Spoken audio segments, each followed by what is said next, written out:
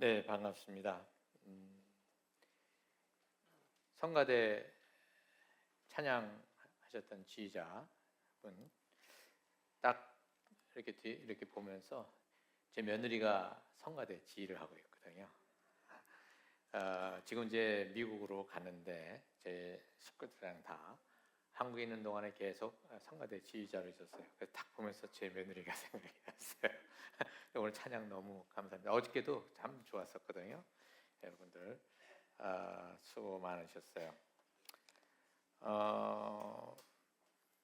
어저께 그 안수식이 있었는데 그 안수식이 이제 목사님하고 그다음에 안수 집사님 그 안수식인데요.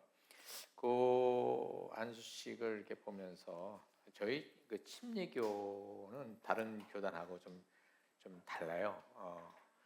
왜냐하면 침례교의 그 안수는 교회의 모든 식구들이 저 사람이야말로 우리의 리더가 될 수 있는 그러한 분이다라고 하는 것을 어떻게 해요?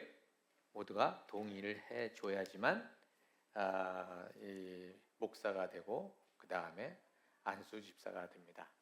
다른 교단에서는 본인이 하나님의 개인의 부르심을 받아서 신학교 가서 공부하고 그 다음에 또 뭐죠 그거 뭐 강도사 시험 뭐 이제 목사 고시 보고 합격을 하고 그 다음에 어떻게 하냐면 이제 노회라는 곳에서 이제 그 목사들끼리 모여서 이제 그 결정을 하게 되면 교회와 상관없이 그냥 목사가 되는 거예요.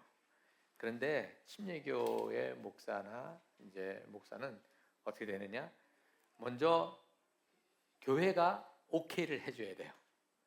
그러고 난 다음에 그것을 이제 그 침례교 지방에다가 올리고 그렇게 해서 거기서 그것을 확인하고 그 다음에 이제 그래? 그러면 너 이제 한번 목사가 될 수 있는지 한번 논문을 써봐. 이렇게 해서 그것을 심사하고 그 다음에 결정을 하게 되는 것이죠. 그러니까 가장 중요한 게 교회가 그것을 결정하게 되는 것입니다. 그래서 이제 목사나 안수 집사는 내가 하나님 앞에서 부르심을 받았다. 누가 어떻게 알아요? 혼자서 개인이 나 부르심 받아서 신학교 갈래 이렇게 될 수 있잖아요, 그렇죠? 혼자서 신학은 할 수 있지만 교회가 인정을 하지 않으면 목사가 될 수가 없어요. 안수 집사가 될 수가 없고. 그래서 본인이 하나님이 나를 부르셨구나라고 하는 그 사실을 확인하는 그때가 언제냐면 교회가 우리 이분을 목회자로 아니면은 안수집사로 우리가 인정합니다라고 하는 그것을 결정했을 때 하나님이 나를 이 공동체를 통해서 부르셨다는 것을 확인해 주셨구나 이렇게 되는 겁니다. 그래서 목사나 안수집사나 이 교회와 아주 긴밀한 관계가 맺어져서 계속 자기를 여기로 부르신 그 하나님의 명령에 따라 이 교회 공동체를 위해서 같이 헌신하고 움직여 갈 수 있도록 저는 워낙 침례교 출신은 아니었지만 침례교의 목회자가 되는 과정을 겪으면서 이게 너무 좋았어요. 그래서 여러분들도 이제 침례교 교단으로서 이제 교회로서 이제 여기 뭐냐면은 안수 집사가 되거나 목사님이 되거나 그랬었을 때 여러분들의 그 역할이 굉장히 중요하다. 그냥 내가 좋아하는 사람이니까 찍고 이런 식이 되지 아니하고 정말 이분이 우리와 함께 이 교회 공동체를 세워갈 수 있는 분인가 이런 것들을 잘 생각하셔서 여러분들이 선택하시는 굉장히 중요한 거예요. 여러분들 자신들이 알겠습니까? 자, 그리고 나서 제가 오늘 유종훈 목사님한테서 얘기를 들었는데 우리 어린 친구들 잠깐만 나 좀 봐줄래? 내가 유종훈 목사님보다 조금 못생겼지만 나 좀 봐줘. 여러분들이 유종훈 목사님한테 그랬다면서 설교 1분만 해달라고 1분만 해달라고 누군지는 모르지만 하여튼 1분만 해달라고 그래서 사정했더만 그러면 5분 정도는 봐준다고 그랬다면서 자 그런데 나는 오늘 그보다 좀 더 할 거거든. 그래서 한 가지 물어볼 게 있어. 너희들 학교 가면은 수업 시간 한 수업 시간이 몇 분 해? 40분 하지. 그러면 이 땅에서 수업 받는 거는 40분인데 이 하늘나라에 대해서 얘기하는 이 시간은 5분밖에 안 해? 나 너무 억울해. 에? 그 시간에 선생님 얘기하는 거 너무 듣기 싫어도 그냥 앉아 있잖아, 그지? 오늘 내 얘기가 듣기 싫어도 40분은 기다려줘. 오케이? 예. 그리고 조금만 더 잘하면 있지. 이거 여러분들 뭐 이거 하다가 내 얘기가 탁탁 들어오는 거 있으면은 나중에 저녁에 집에 가서 엄마 아빠랑 앉아가지고 엄마 아빠 오늘 목사님 설교가 어떤 거였어? 얘기해봐 하고 여러분들이 물어봐요. 그래서 엄마 아빠가 잘 들었는지 잘 이렇게 해가지고 이따가 나중에 내가 저기 하면 퀴즈를 낼 텐데 퀴즈를 내서 맞힌 사람은 내가 요거를 줄 거야. 그거를 엄마한테 아빠한테 줘. 상급으로. 알겠지? 요거는 제가 생각하는 게 아니에요. 유정호 목사님이 달라스에서 설교할 때 퀴즈를 내가지고 애들한테 되는 애들 막 주고 그랬거든요. 그래서 오늘 제가 좀 그걸 한번 해보려고 그러는 거예요. 전혀 디스 안 했어. 자, 오늘 하나님의 부르심에 대한 이야기가 오늘 여러분들이 창세기 12장 1절에서부터 3절의 이 내용은 너무나도 잘 알고 있는 내용이에요. 그렇죠? 너무나도 잘 알고 있는 내용이죠. 하나님께서 아브라함을 찾아오셔서 아브라함을 이제 부르시면서 어디로 가라 그럽니까? 본토 친척 아비 집을 떠나서 어디로? 내가 지시할 땅으로 가라. 그런데 이 아브라함이 그 말에 순종해서 이제 자기의 고향 땅을 떠나서 가나안 땅으로 들어가는 이 얘기가 오늘 첫 이제 내용입니다. 이런 아브라함을 두고 히브리서 11장 한번 볼까요? 여기 이제 저기 화면에 히브리서 11장 8절 그 내용은 이렇게 얘기하고 있습니다. 여러분들 다 보이시죠? 네. 믿음으로 아브라함은 부르심을 받았을 때에 순종하여 장래의 유업으로 받을 땅에 나아갈새 갈 바를 알지 못하고 나갔다 이렇게 되어 있습니다. 자, 여기 퀴즈 문제. 자, 보세요. 여기 지금 창세기 12장에 있는 말씀대로 어떻게 해요? 하나님께서 부르셔서 내가 너를 가나안 땅으로 보내겠다. 가라 그랬을 때 아브라함은 떠났다고 그랬습니다. 그렇죠? 네. 그리고 그것을 오늘 여기 히브리서에서 믿음으로 아브라함은 부르심을 받았을 때 순종해서 떠났다 이렇게 얘기를 하고 있어요. 자, 아브라함은 믿음이 있는 사람입니까? 없는 사람입니까? 믿음이 있어요, 없어요? 믿음이 있어요, 없어요? 믿음이 없어요? 있어요. 믿음이 많이 있었을까요? 믿음이 아주 작게 있었을까요? 많이 있었어요. 자, 그러면 이제 또 하나 여러분 여쭤보겠습니다. 여호수아서 24장 2절을 한번 펴봐 주시기 바랍니다. 여호수아서 24장 2절. 여러분들 지금 보이시죠? 자, 여기를 우리 같이 한번 읽어보겠습니다. 시작.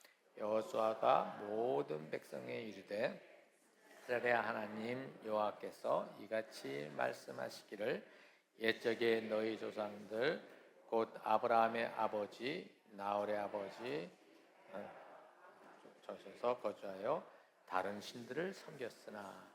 자, 지금 여기서 여호수아가 무슨 얘기를 하고 있어요? 지금 자기들의 믿음의 조상인 아브라함의 아버지, 그 다음에 그 형제들이 어디 그 강 저쪽이라고 그랬지 않습니까? 저 강 저쪽은 유프라테스 강을 얘기하는 거예요.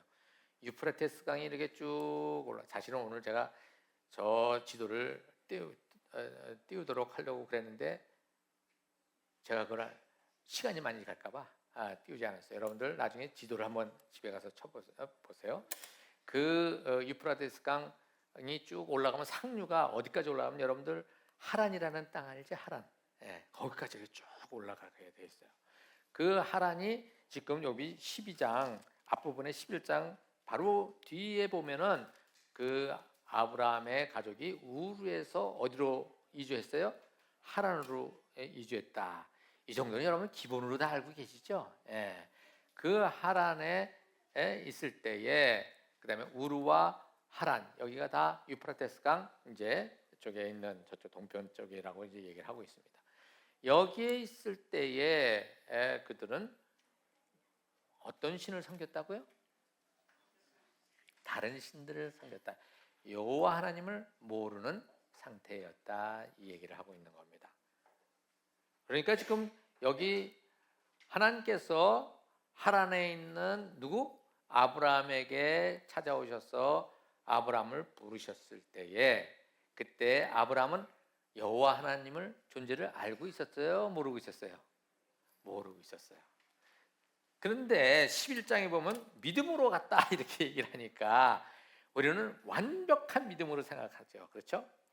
자, 사실은 믿음을 완벽한 그 하나님을 잘 모르면서도 어떻게 했어요?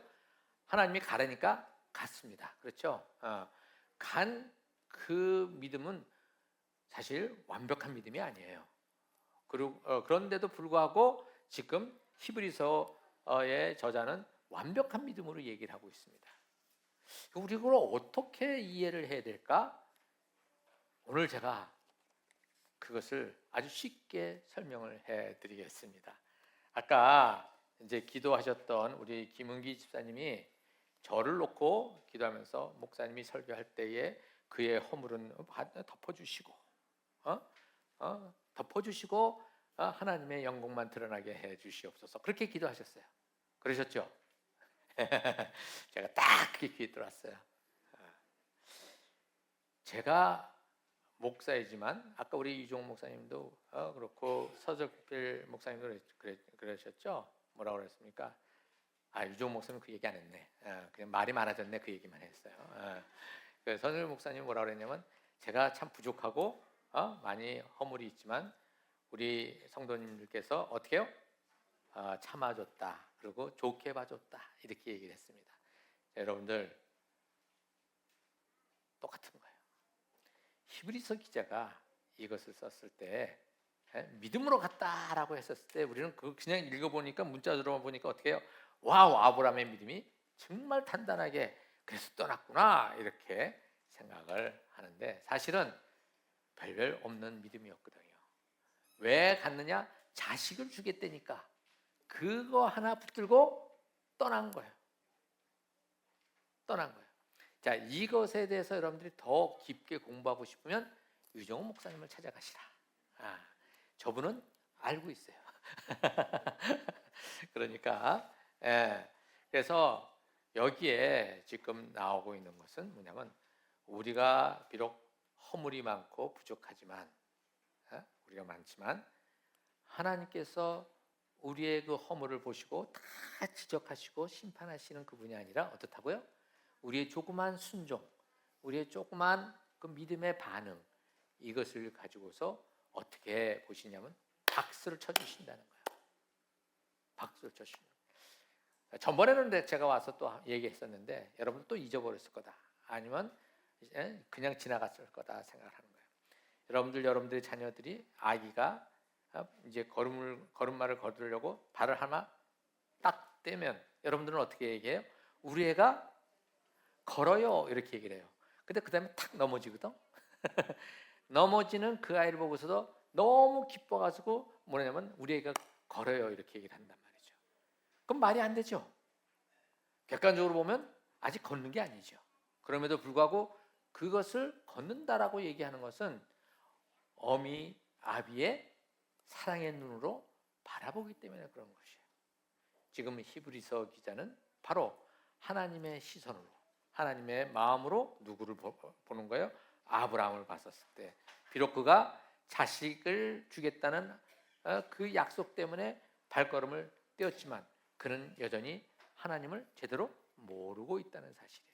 그럼에도 불구하고 그를 믿음의 자녀로 뭐냐면 박수를 쳐주시는 거예요.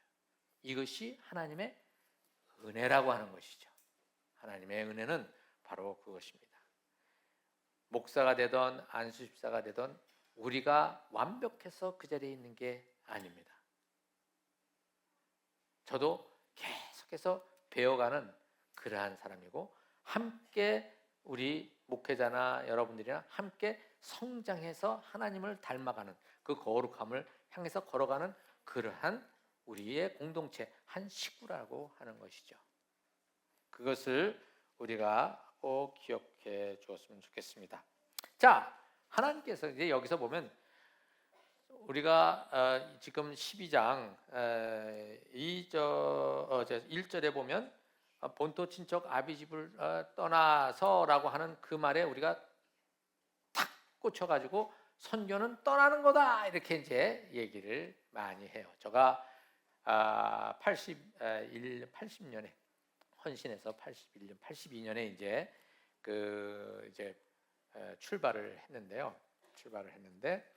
그때도 이제 이거 본토 친척 아비집을 떠나서 떠나라, 이게 선교라고 생각을 했었어요. 그래서 떠나는 게 선교다. 해외로 가고 막 이런 것들이 선교라고 생각을 했었습니다.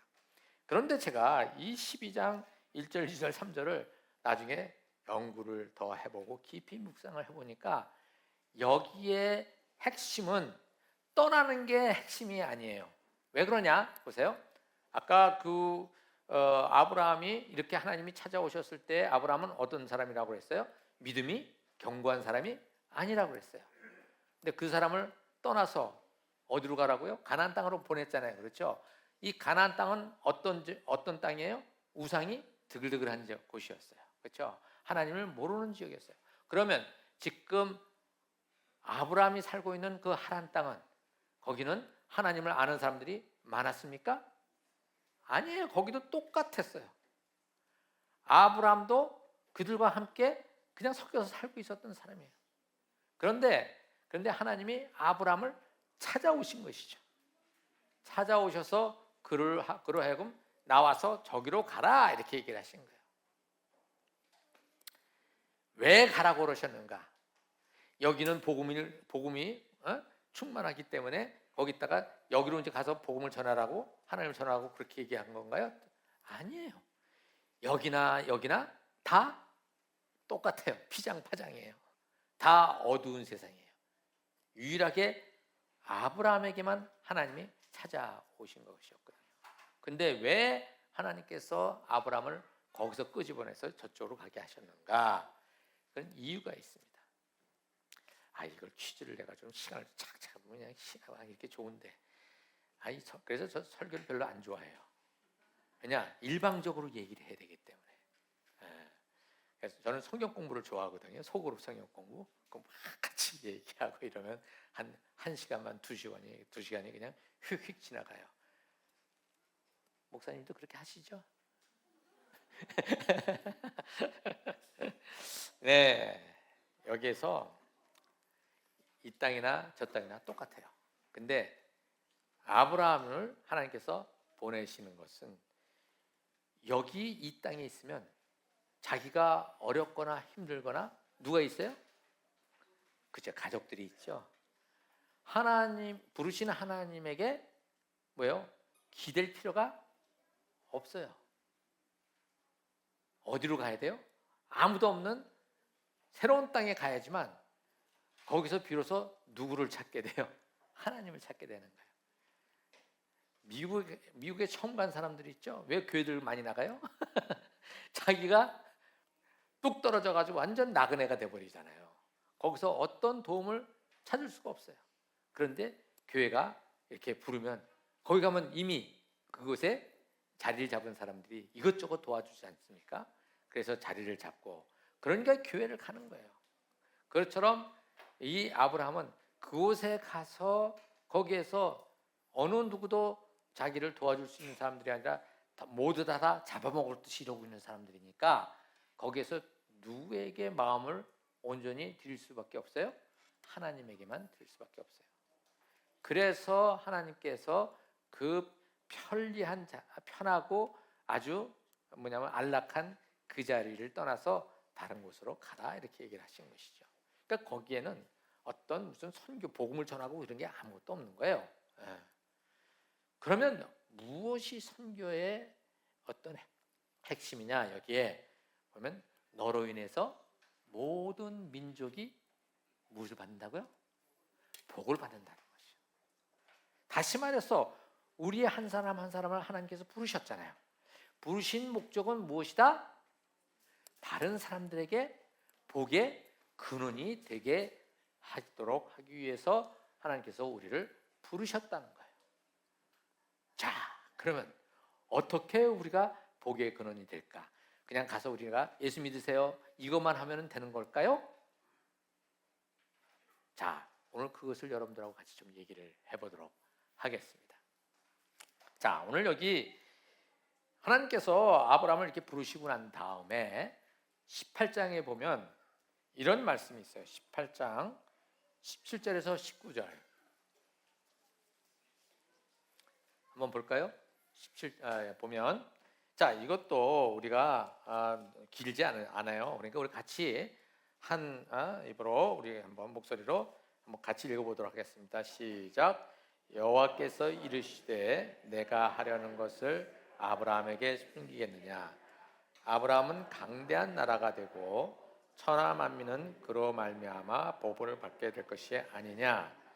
내가 그로 그 자식과 건색에게 명하여 여호와의 도를 지켜 의와 공도를 행하게 하려고 그를 택하였나니 이는 나 여호와가 아브라함에게 대하여 말할 일을 이루려 함이니라. 이렇게 됐어요. 지금 여기에 보면 하나님께서 18장에 내가 아브라함을 선택한 것을 내가 이제는 그 목적, 그 이유를 얘기해야 되겠다라고 말씀하셨어요. 그렇죠? 이렇게 말씀하시면서 하는 얘기가 왜 그러느냐? 아브라함은 강대한 나라가 되고 천하 만민은 그로 말미암아 복을 받게 될 것이다. 이렇게 얘기를 하셨어요. 자, 아브라함이 강대한 나라가 된다고 했어요. 여러분들, 강대한 나라는 어떠한 나라입니까? 어떤 나라예요? 강대한 나라. 우리 옆에 있는 사랑하는 아들에게 너도 강대한 나라가 돼야 된다. 그렇게 한다면 그 강대한 나라가 어떠한 나라가 강대한 나라입니까? 설명을 해준다 그러면.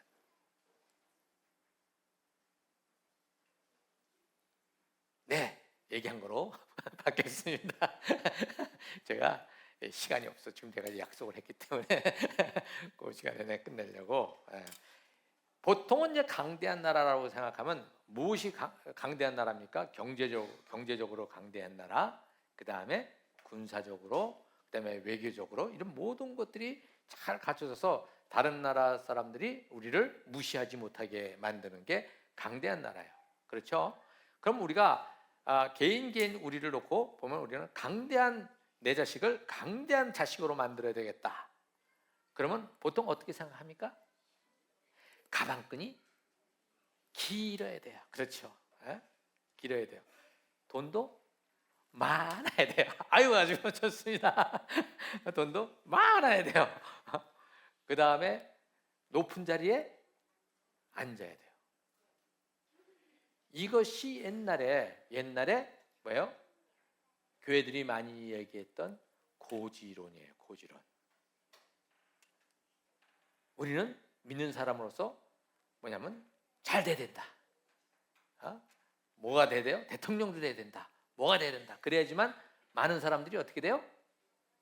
존경을 받고 예수를 믿게 된다. 근데 그게 그렇게 됐어요? 그런 식으로 되는 게 아니라는 것이죠. 왜냐? 그것을 그렇게 얘기했던 그 시대에는 바로 이러한 강대하게 된다는 말을 우리는 어떤 관점에서 생각했냐면 세속적인 관점. 우리들이 보통 세상에서 잘 나가는 것들, 형통하다는 것들, 그것으로 봤기 때문에 어떻게 해요? 돈 잘 벌고 지위가 높아지고 교육을 많이 받는 것, 이것이 남에게 무시를 당하지 않고 내가 꿈을 비치지 않고 나눠주는 그런 사람이 된다. 이런 식으로 우리는 생각해서 열심히 우리 아이들을 어떻게 보내요? 멀리 해서 하여튼 온 힘을 쏟아서 뭐냐면 최고의 학부를 가지고 가게 하잖아요. 그렇죠? 그게 교회 안에 아주 팽배하게 자리를 잡았었어요. 그러니까 교회 안에 저 학교 앞에 문방구점을 하고 있는 그 아저씨는 강대하지 못한 게 돼버리는 거예요. 교회가 세상의 가치관 속에 훅 하고서 자기들도 모르는 사이에 잡혀 먹어버린 것이죠. 근데 여기 강대하다는 말을 쓰면서 그 뒤에 뭐라고 그랬습니까? 여기 보면 그로 말미암아 복을 받게 된다 그랬어요. 복을 받게 된다.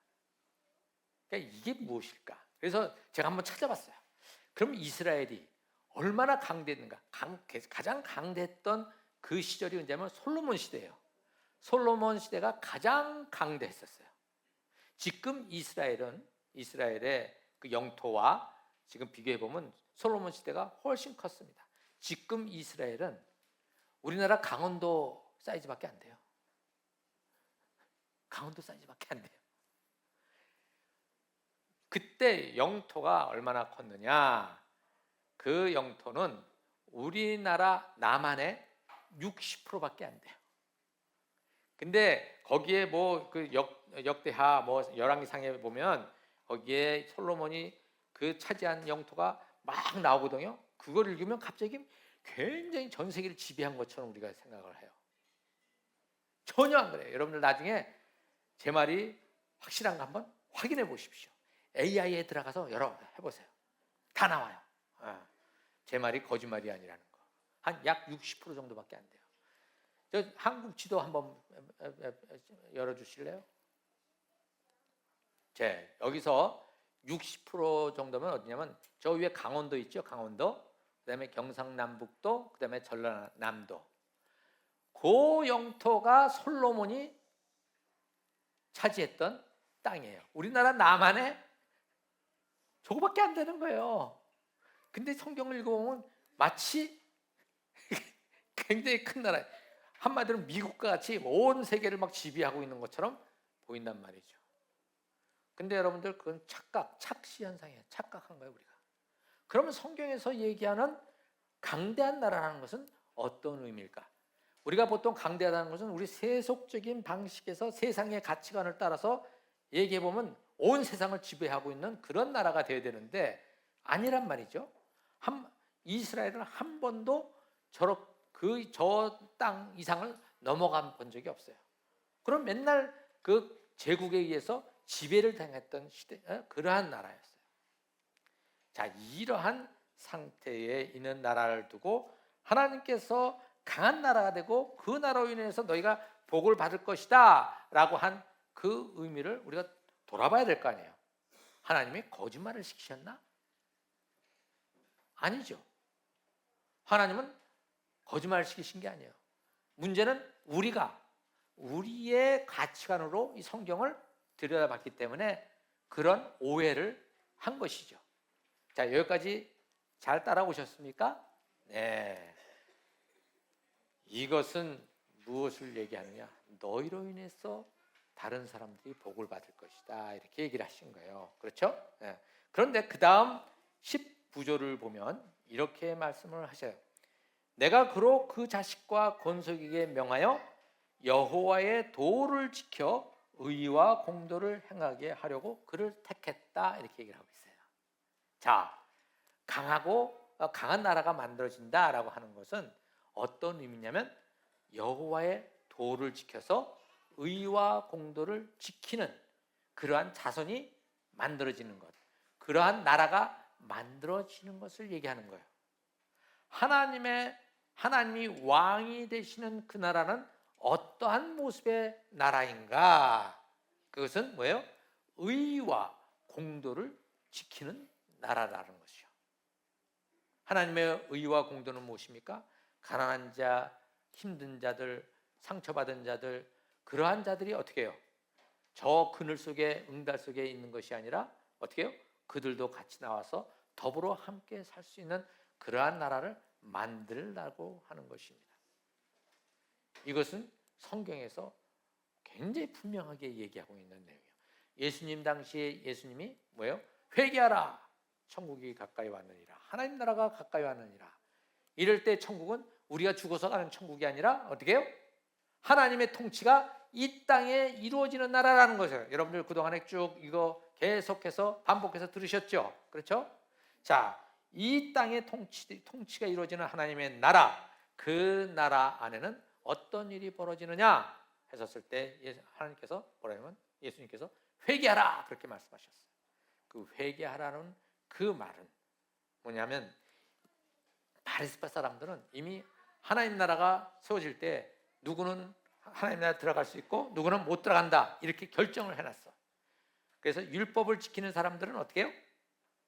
들어가고 안식일을 지키는 사람은 들어가고 이렇게 해놨어. 근데 예수님은 뭐라고 그러셨냐면 회개하는 자라고 했어요. 회개한 자는 그가 창기든 그가 세리든 그가 죄인이든 그가 바리새파 사람이든 누구든지 상관없이 회개하면 하나님께서 그들을 용서하셔서 그들을 하나님 나라로 이끌어 들이신다는 거예요. 근데 바리새파 사람들은 그거를 너무너무 싫어한 거예요. 왜? 저 죄인들이 자기랑 같이 한다고? 오히려 하나님께서는 이 독사의 자식들아 그러셨잖아요. 예수님께서는 그 바리새파 사람들을 두고 평가를 길을 해놓은 것을 놓고, 그래서 예수님께서 그들에게 그것을 지적하시고 또 지적하시니까 그들이 예수님에 대해서 어떻게 해요? 대적감이 들어가지고 예수님을 십자가에 못 박아 버린 거예요. 그런데 하나님이 그 예수님을 살리셨잖아요. 그 말은 뭐예요? 저들이 틀렸고 예수님이 맞다라고 하는 것을 갖다가 그 부활 사건으로 증명하신 거예요. 그래서 사도행전에 보면 너희들이 예수를 죽였다. 그런데 하나님께서 이 예수를 살리셔서 그가 옳다는 것을 너에게 보이셨다. 이렇게 사도행전에서 얘기하고 있는 것입니다. 그래서 제가 여러분들과 같이 이 부분을 이제 정리를 해본다면, 강하고 큰 나라, 하나님의 나라, 이 세상에 복이 되는 나라, 이것은 다른 것이 아니라 어떻게 해요? 하나님의 의와 공도를 지키는 나라. 그래서 마지막으로 어디를 보냐면 출애굽기 19장 5절 6절 여기도 같이 한번 읽어보겠습니다. 시작. 이제 너희가 정말로 나의 말을 듣고 내가 세워준 언약을 지키면 너희는 모든 민족 가운데서 나의 보물이 될 것이다. 온 세상이 다 나의 것이다. 그러므로 너희는 내가 선택한 백성이 되고 너희 나라는 나를 섬기는 제사장 나라가 되고 너희는 거룩한 민족이 될 것이다. 너는 이 말을 이스라엘 자손에게 일러 주어라. 출애굽시킨 이 이스라엘을 놓고 이제 시내산에서 율법을 받는 바로 그 직전에 하나님께서 이스라엘에게 던지신 메시지예요. 너희가 이제 그 이집트에서 노예 생활에서 빠져나와서 이제 나의 나라를 건설할 텐데, 너희들이 나의 나라를 건설하기 위해서는 뭐라고 하셨냐면 너희가 나의 제사장 나라가 되어야 된다, 이렇게 얘기를 하셨어요. 여러분, 제사장은 어떤 역할을 합니까? 하나님과 백성 사이에 뭐예요? 중간 역할을 하죠. 중간 역할. 그래서 하나님이 어떠한 뜻을 가진지 보여주고 또 인간의 어떤 그 백성들의 문제를 하나님께 가져가서 알려는 중간 역할을 하는 사람이에요. 근데 이스라엘이 어떤 역할을 한다고요? 제사장 역할을 한다는 거예요. 그렇다는 것은 이 이스라엘이 하나님을 모르는 저 열방과 그 다음에 어디요? 하나님 사이에 중간 역할을 한다는 것이죠. 그렇죠? 그러면 이 이스라엘이 이 이방인들과 하나님 사이에 중간 역할을 하기 위해서는 어떤 것을 해야 되느냐라고 하는 것이 19장, 아까 우리 읽은 5장 6장 6장 6, 7절 있죠. 그 뒤로 그 다음 19장 다음에 이야기가 나오는 게 20장서부터 10계명의 얘기예요. 그 다음에 율법의 얘기가 쭉 나옵니다. 그래서 이 토라를 지키는 것, 하나님의 율법을 너희들이 온전히 지키는 것, 그것을 너희들이 할 때에 이스라엘이 하나님을 왕으로 모시는 그러한 나라로 만들어지게 되고, 그러한 나라가 될 때에 저 이방 사람들이 그 이스라엘을 보고 저렇게 사는 거였어. 여호와 하나님을 믿고 살아가는 삶이 저런 거였어. 우리도 그것을 따라가야 되겠다라고 하는 그러한 그림을 하나님께서 이스라엘 백성에 주신 것이에요. 근데 이스라엘 백성이 그것을 어떻게 해요? 따라가지 못합니다. 그래서 하나님은 이런 것을 미리 아시고 어떻게 해요? 예수 그리스도를 보내신 것이에요. 이스라엘이 못하니까 다른 옵션을 써야지 하고 예수님을 보내신 게 아니라 이미 만세전부터 이러한 그림을 그려가지고 가시는 거예요. 가시는데 뻔히 이스라엘 백성이 이것을 할 수 없다는 사실을 알고 계셨기 때문에 이 구약에 있는 모든 내용들은 너희들 인간은 스스로 할 수 없다라고 하는 것을 증명해 보이는 이 말씀이 구약 전체예요. 그리고 예수님을 보내시고 그 예수님이 우리의 대제사장이 되어주시는 것이죠. 그리고 우리가 그분과 함께 왕 같은 제사장이 되어서 이 세상 사람들에게 우리가 믿는 이유를 어떻게 해요? 사람들에게 설명하라고 되어 있지 않습니까? 그게 선교예요. 여러분들, 선교는 해외로 나간 선교사만이 하는 것이 아니에요. 선교는 이미 이 땅에 임한 이 하나님의 나라, 거기에 백성된 우리가 세상으로 나가서 보냄을 받아서 그곳에서 우리가 어떤 삶을 사는 거예요? 하나님의 말씀대로 순종하며 살아가는 것이죠. 말씀과 삶을 나눔으로 이 땅에 이미 임한 그 하나님의 나라를 드러내는 교회, 동네 제일교회. 동네 제일교회야. 그래서 그렇지? 예, 그렇답니다. 이따가 내가 줄게. 자, 오늘 제 말씀을 정리합니다. 선교는 어디서부터 시작한다? 이 자리, 이 교회 공동체 안에서부터 시작한다. 여러분들이 서로 사랑하고 서로 돕고 이러한 것을 통해서 이 역량이 안에서부터 부글부글 끓어오러 갈 때에 그것이 어디로 자연스럽게 흘러넘어가요? 저 세상으로 흘러나갑니다. 그것이 어디로 더 확장돼서 갑니까? 저 세상으로 가는 것입니다. 그래서 저는 전에부터 제가 말씀드린 게 있었어요. 제가 선교사 24년을 했지 않습니까? 선교사 생활하면서 굉장히 힘들었었는데 이래가지고 선교가 이래가지고 되겠나? 이런 생각을 굉장히 많이 했었어요. 선교에 대한 회의가 굉장히 들었었거든요. 그럼에도 불구하고 하나님의 선교는 중요하다 생각을 한 거죠. 그런데 선교사들이 다른 많은 선교사들은 그렇지 않다 하더라도 제가 경험한 선교지에서의 선교 현상은 참 힘들었어요. 그래서 제가 본 것은 선교사가 공중에서 갑자기 푹 튀어나온 게 아니로구나. 콩 심은데 콩 나고 팥 심은데 팥 나는 거예요. 선교사의 수준은 한국 교회의 수준에서 나온다. 오케이? 안에서 새는 바가지는 밖에서도 샌다. 여러분들 선교사들에 대해서 부정적인 얘기를 듣잖아요. 그거는 왜 저것들은 저래? 그게 아니라 우리가 그렇기 때문에 그런 거예요. 그걸 안 넘어가는 거예요.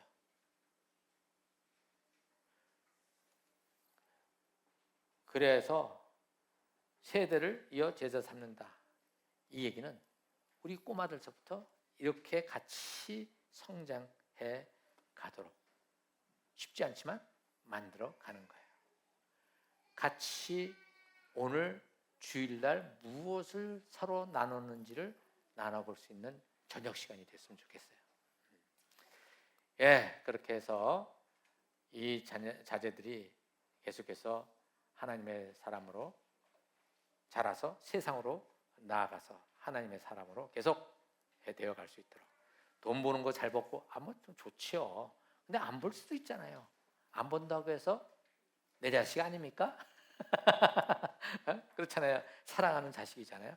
하나님의 사람으로 키워가는 것, 그것이 중요해요. 여러분들 저기 학원 보내느라고 교회에는 안 보내고 막 그러는 거 이 교회는 없죠. 예. 세상에 그건 취하는 거는 굉장히 중요한데 하나님의 말씀을 배우는 거는 이렇게 놓으면 여러분들은 어느새 무엇을 아이들한테 가르치느냐? 세상 것이 더 하나님 것보다 더 중요하다라는 하는 것을 여러분들은 몸소 몸으로 자녀들에게 뭘 주는 거예요? 인상을 계속 주는 거예요. 아시겠습니까?